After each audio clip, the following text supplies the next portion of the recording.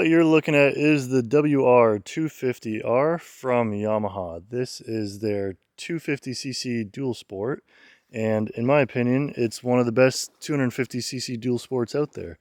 So just from a quick glance here, walking around, it looks really sharp. It's really nice. The graphics I added, they're aftermarket, so it doesn't come with these wild graphics here.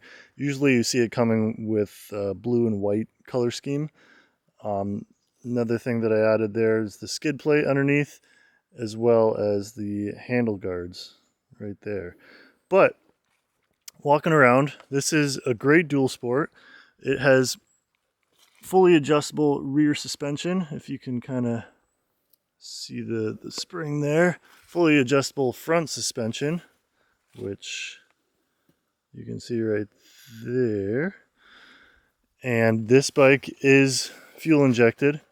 It's 250cc, around 30 horsepower it makes, which is, in terms of all the other brand dual sports around this category, it makes the highest horsepower, I believe. I think the KLXs, the 250 KLXs are around 24, 25 horsepower, as well as the Hondas are around that too. So it's got a bit more punch, and you can definitely feel it in the lower end on the trails too. It's nice.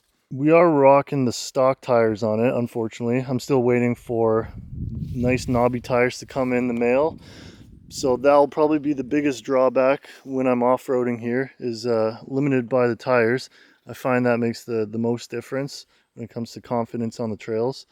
It does come with the helmet lock. There's a little pocket there, or a little pouch to store some tools in it. I did add a little pouch on the back here to just store gas and whatever else you want to store. It does have a very small fuel tank.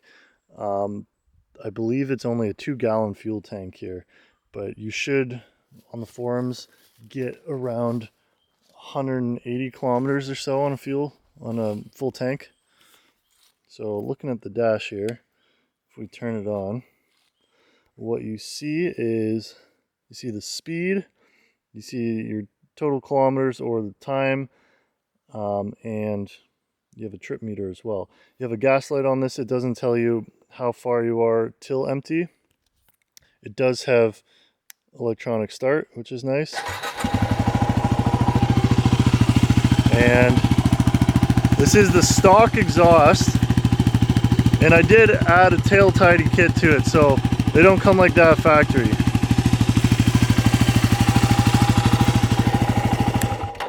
It does come with passenger pegs, which is a nice feature, so if you want to carry around a little date, you can. Enough talking about it, let's get to riding it. So, here we go. So this right here, right now, is actually going to be my first time off-roading with the WR250R.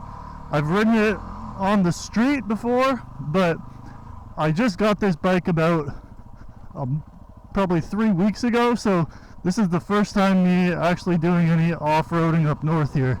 So before this, I had the Yamaha XT225, which I also made a review on it, and if you didn't see that, go check it out.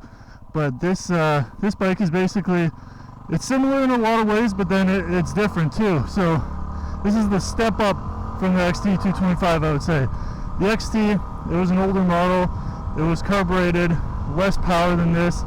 This one is a big jump in power.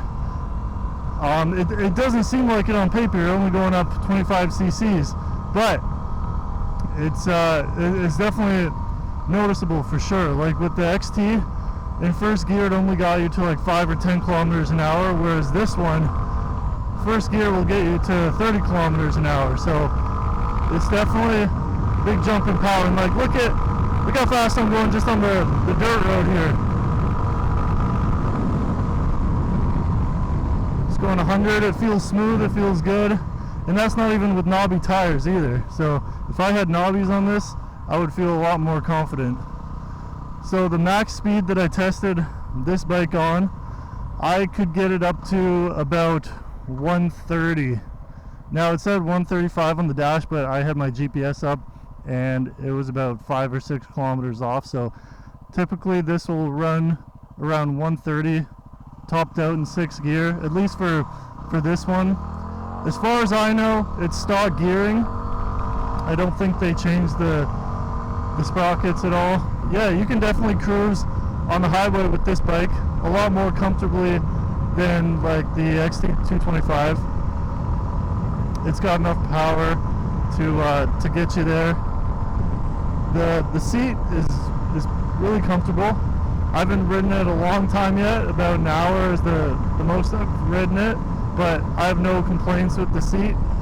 The foot pegs, these are aftermarket ones. They're a bit wider, and the stock ones, they're not as wide. They're a bit more narrow.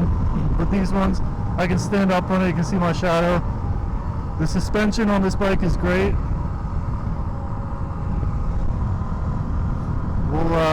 We'll test it in a second here for when we actually go off-roading. Look at the nice fall colors. It's so pretty up north. We're in kind of central northern Ontario. Look at that. So pretty.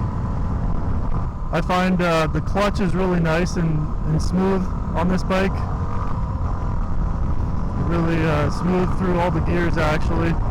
In this bike it does take premium gas, so 91. Just as a FYI.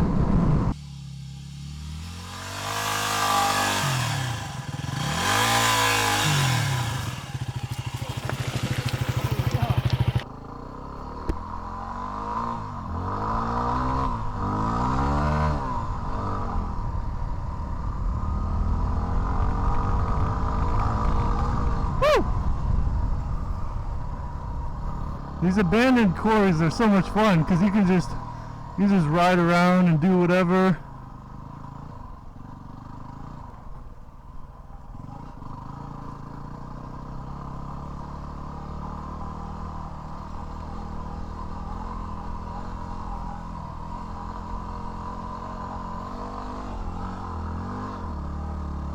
Come on!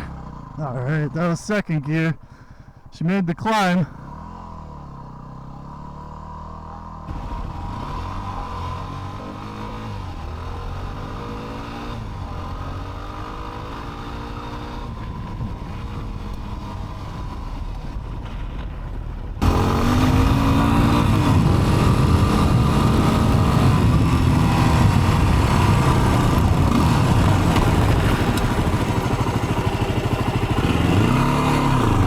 Look at the colors of some of the trees though. It looks so nice. Oh wow, okay. We're going to first gear on this steep section.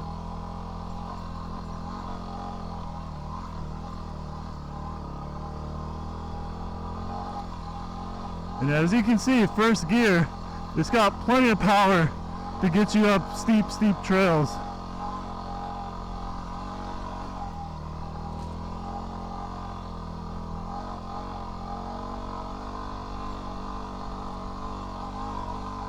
And just like that, we're up.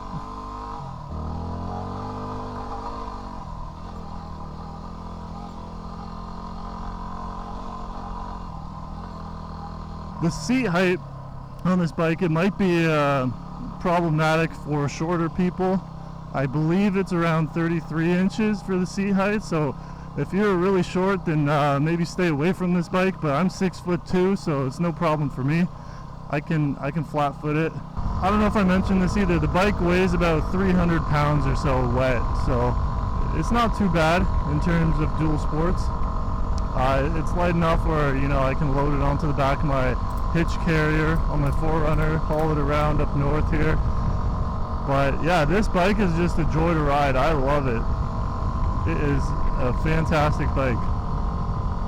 So in conclusion, if you're looking for a 250cc dual sport, or if you're a new rider, a young rider, anything like that, or just want cheap transportation, I mean, this you can't go wrong with it. And it's got plenty of power to get you on the highways. You can go off-roading in it. It's really a great all-around bike. But yeah, thanks for watching. Hope you enjoy the video. Check out my channel because there's plenty more like this one. And have a nice day.